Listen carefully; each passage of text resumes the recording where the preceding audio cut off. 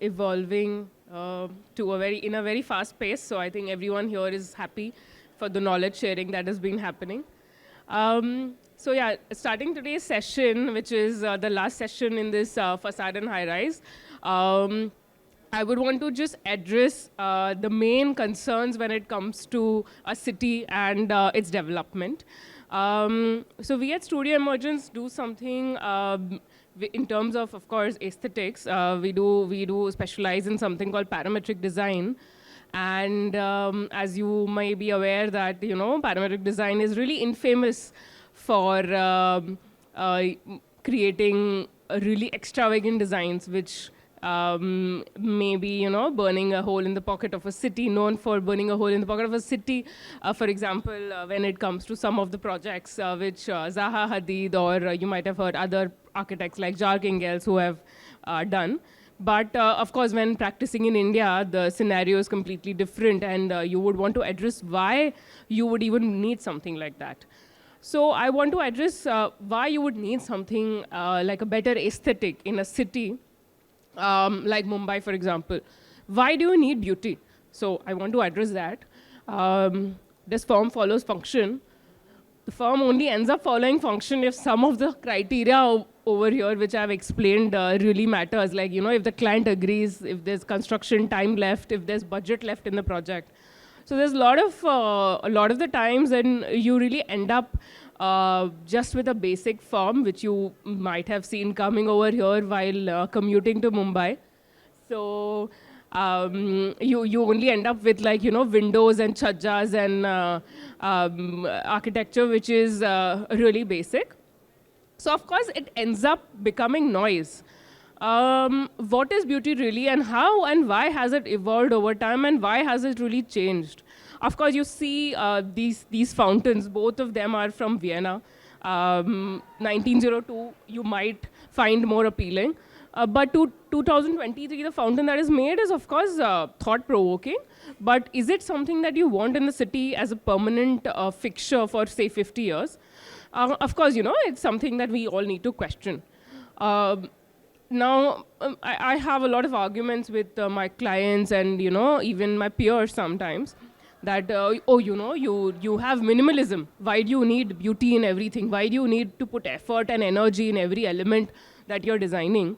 But there is a science to it, and I wanted to address the science today. You do feel better, right? When you go to a beautiful city, you look at a beautiful object, you look at a beautiful woman, you do feel better, right? Why is that? Because there's a sense of proportion, there's a sense of mathematics involved, and all of this is really scientific. Like, humans are adept, and humans actually want to look at beautiful objects because that is soothing to our brains, to our minds. It produces oxytocin. It's actually as basic as that you look at a beautiful object and you actually produce oxytocin, which is good for your long-term mental health. So when it comes to architecture, how do you actually make sure that you make beautiful things? The answer really lies in very simple things like, getting inspired from nature. If you see the original temple architecture, you see Islamic art on the left and Hindu architecture on the right. There's really different cultural contexts, but the end of the day, these are really fractals. The fractals are a basic form of mathematics, which are translated into architecture, and it does look beautiful to you, right? These were all parametric, and it were all mathematical calculations. It was just that the name was not coined at that time, but the architects at that time did have a vision that to lure the public into such kind of huge, beautiful buildings, you needed these kind of proportions to be taken care of. Of course, you're aware of the Fibonacci ratio. I mean, that everyone, I think, in architecture school learns about. But that is something very, very important to translate into while we are designing.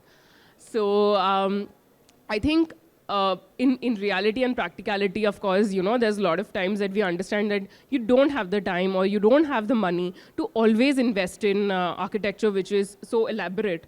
So how do you do that in modern times? So of course we also during our practice have evolved and realized that each project doesn't have the same implications or doesn't have the same kind of budgets or doesn't have the same kind of time, or even it's not necessary to invest in each and every project in the same way. So we have to understand how we can do that, and really have something called customized modularity. Modularity is something which has been a part and parcel of construction in the modern times.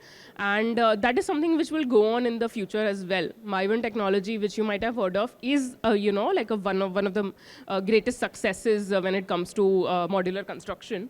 And of course, now prefab construction is taking over the industry as well. But what about customized modularity? Since we are humans which really need customized things for us every time, and we want each building, each facade to look different, yet we want something to be cost effective. So that is how customized modularity can come into play.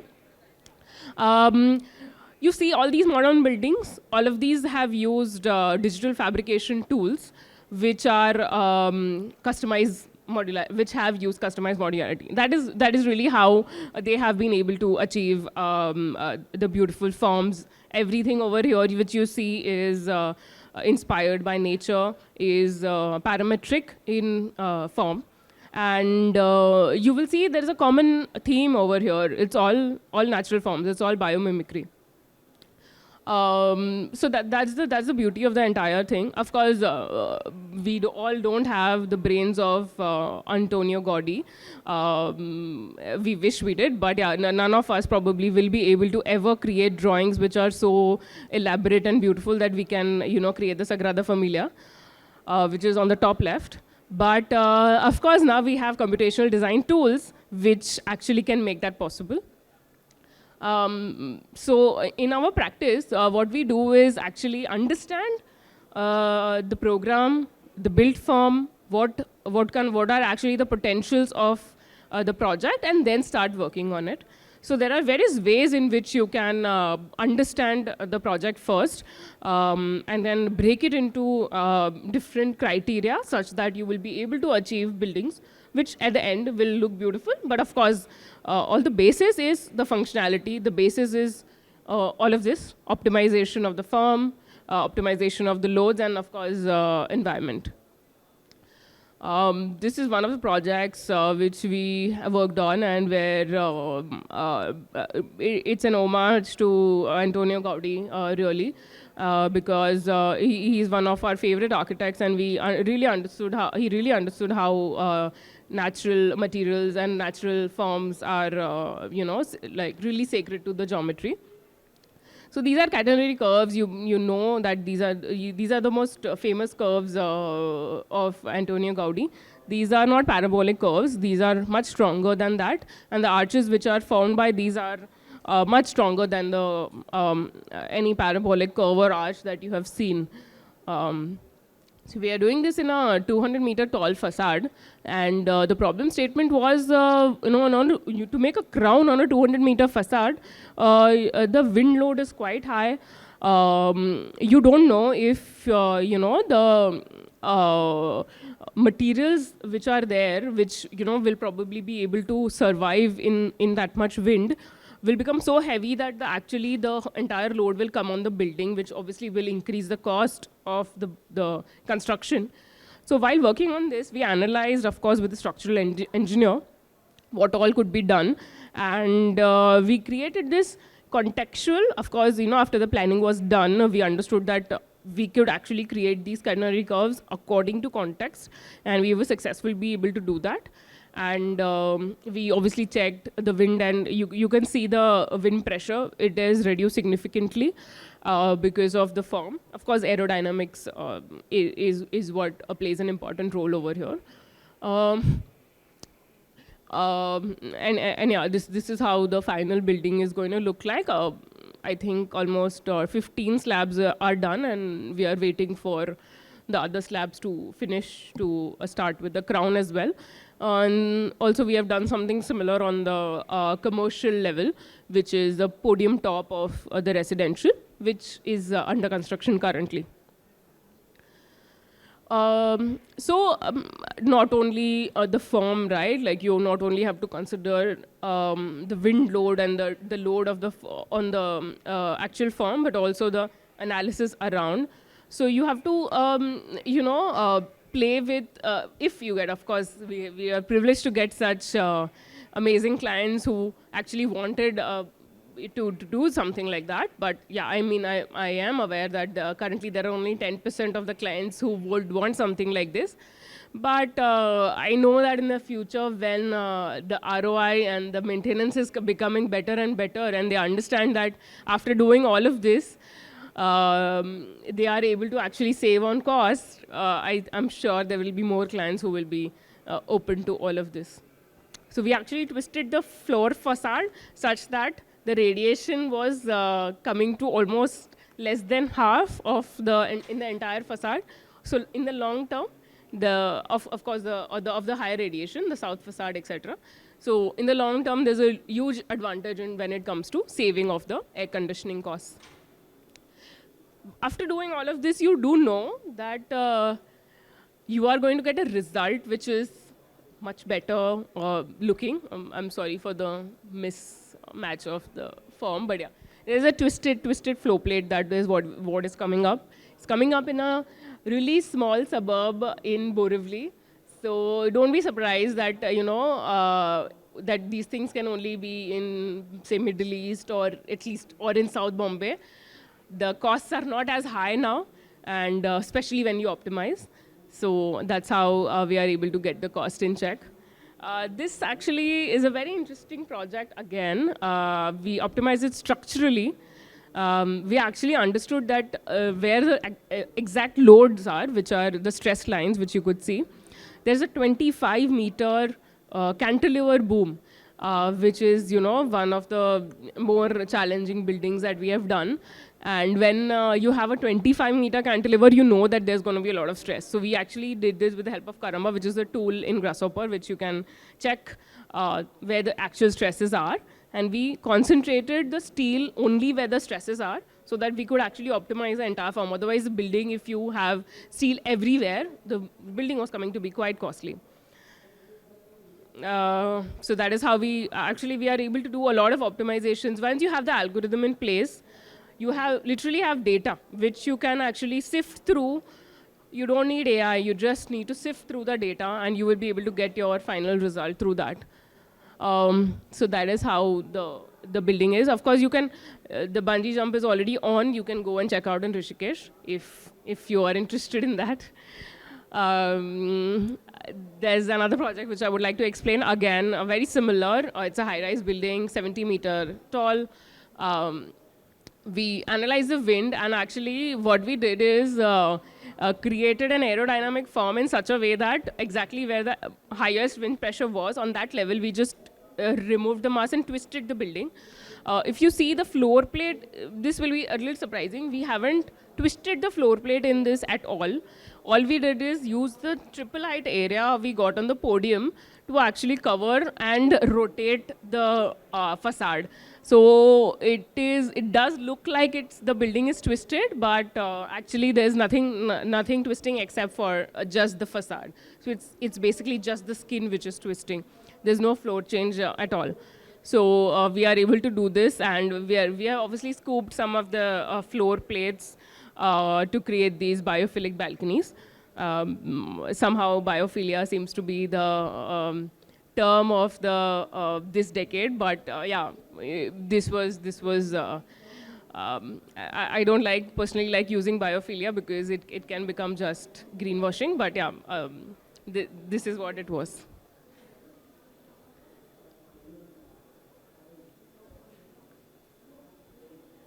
Some more, I think I do have, yeah. This is again another building that we are working on. It's a huge mass, I think around 5 lakh square feet of residences, and 200-meter tall building again. So we are really we are really touching our boundaries when it comes to how much we can build right now in Bombay. We're getting a lot of FSI. even in the suburbs. Again, this building is in a suburb called Kandivali. Whoever is from Bombay will know that you've not seen this in Kandivali. So in the next 5 years, I think there's going to be a lot of changes when it comes to how suburbs are going to be perceived. So we really, if you have to make something like this in, say, Kandivali, you have to really actually understand how you can build this. Will a developer say yes to it? What will happen if, during construction, there is a fabricator who is not able to build it, or give such a high cost that the client will be like, no, sorry, we have to change the design. So in such a tall building, you have to be careful of all of this since the start, and you have to make sure that all of the contractors, etc., are in place in the start itself.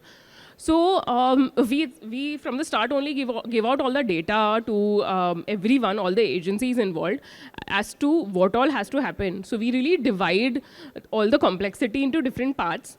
There are different levels of the complexity: planar, doubly curved surface, single curved surface. We have to make sure that all of this is data is fed, and the fabricators are chosen according to this, and the tenders are passed in the start itself.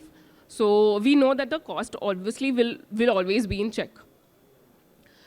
Again, the modularity, you can never forget that. So you have to make sure that the entire structure is modular. So this is another structure. This is a science park already under construction in Kharghar in Navi Mumbai. This we have done in association with architect Hiten Sethi, HSA Architects. So what our role in this was, the concept was already in place, the plans were already in place. What we did was optimization of the form to make it aerodynamic, and to make it mathematically possible to actually construct it. These are really two different things. To make a form, for example, in a fancy form in Revit or Rhino, and actually be able to understand the mathematics behind it to actually construct it. So the whole point here was understanding that there is a glass dome, which is supported by these steel members. These steel members may look like diagrid, but if you understand a sphere or any kind of like oval geometry, the wireframe actually pinches on one side. And what really happens is, steel actually, when you have a thickness of steel, like a dia of steel, everything when it pinches, there's a lot of overlap, and you can't really, geometrically solve that. So we were really, stuck with the actual form only, because you can't really reduce the size of the steel members at the end, right? Like you need some structural stability. So we worked with the form. We tried to change the axis such that, we are able to get something which is constructible.